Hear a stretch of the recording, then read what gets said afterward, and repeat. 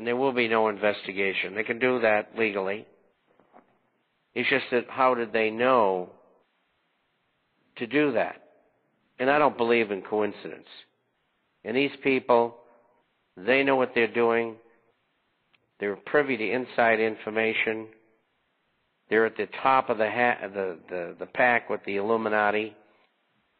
Most of the members of top management are Illuminists, just like they are at Citigroup and J.P. Morgan Chase and Deutsche Bank and on and on.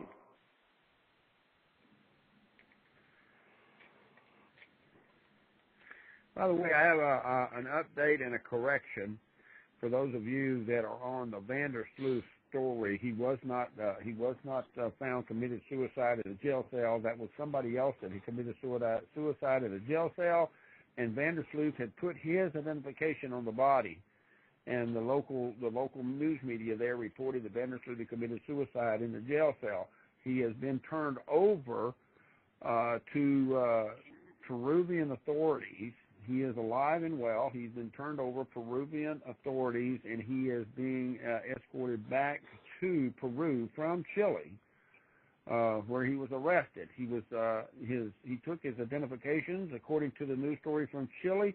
He took his identifications and put it on the body of a cellmate who committed suicide that had committed a rape of another woman the day before, and decided that he did not want to face the Chilean government.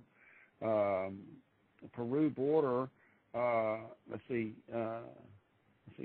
been found dead near the Peru border. 21-year-old Stephanie Talina Flores is the lady that was found dead that he has supposedly committed murder. So, ladies and gentlemen, those of you that want to know the full truth, it'll be coming out over the next 24 hours, and I apologize for misstating that. I was under the impression that he had, and it was reported to me that he had committed suicide in a Chilean jail.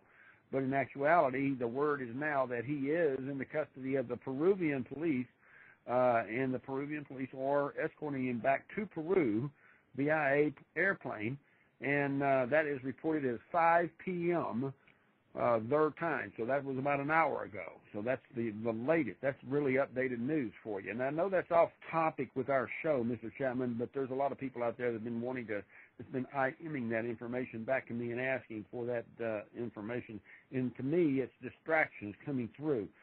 So, I understand that many of you out there, to you it doesn't mean anything, but you have to understand it means a lot to other people. So with all of that said, I'm going to move back over to the financial arm here. And those of you that you've got a question about the finances, please give it to me. If you're not giving me questions on finance, I have to ask the questions that I see. And many of you out there that in the Marine Corps chat room wanted to know about this, so there's your answer. So the rest of you just calm down. We have the question. Please ask Mr. Chapman if he heard anything about banks around the world to close within the next weeks. I don't know who asked that question, but I think Mr. Chapman, you mentioned that at the beginning of the show, did you not? Right. I don't think there'll be substantial numbers of banks in the next couple of weeks. There'll be banks that'll close, but not a great consequence unto themselves. There has to be an event that's going to cause this. And the international bankers, they all talk to each other, so they know they're probably preparing for it. And I think it's going to be later this year, so don't get too excited right now, but I really don't know. I'm guessing. But I do know one thing. You want gold and silver, and if you can't get it, buy the stocks.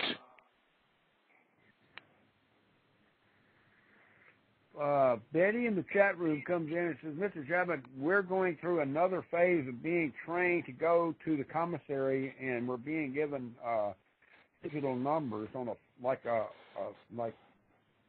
Betty, what are you trying to say, girl? Okay, I see.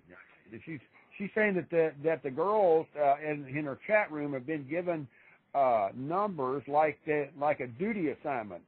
duty assignment number 1, duty assignment number 2, duty assignment number 3, and duty assignment number 4. These are the 4 duty assignments of the week in which they're able to go shop. The commissary is only going to be open approximately 6 days a week, but you will have duty assignments in which you will be able to shop in the morning or the afternoon, and then there will be days that you will not be able to shop at all, depending on what your duty assignment is. So I understand how that works. So, Mr. Chapman, there you go. There's a girl in Southern California that they realize there's a coming collapse coming, and they're training the women to go to the commissary on specific days of the week in which they will be able to buy groceries. What do you think about that? Well, I think they don't want chaos. And they don't want everybody, running down to the PX or the FX or the AX or whatever it is, grabbing everything off the shelves. And this is a hint. And so what you have to do is accumulate now. If you like Dinty Moore's beef stew, well, you buy more than 1 can. You start stockpiling food. And, of course, it all depends on how long you're going to be at that duty station as well. But for those of you who are not in the military, you can see that the military is preparing the wives and husbands of service people, and they're trying to create order because they think there might be chaos. So start stocking up on things that you normally eat. Barbara in Florida asked, is Mr. Chapman, if he thinks junior gold mine stocks are a good buy? They certainly are, but you have to be very careful, and that's why I said to email me. And the reason is I have specialized in them for 50 years plus. I used to be the largest gold silver stockbroker in the world. I know everybody in the industry practically in gold and silver mining. So I think I know the best stocks to buy.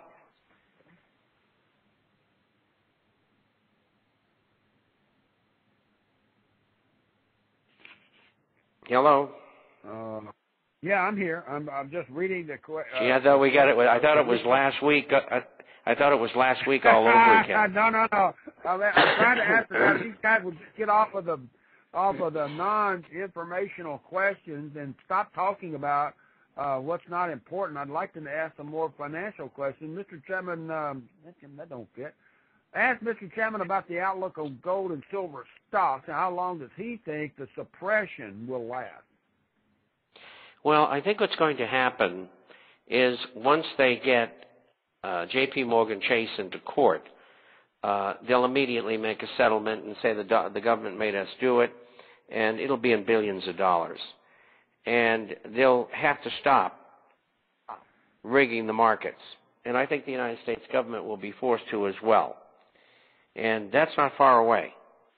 And also the possibility of the collapse of the LBMA, which is the gold and silver market in London, and the COMEX in New York, and the exchange-traded funds, GLD and SLV, they're leveraged to the eyeballs.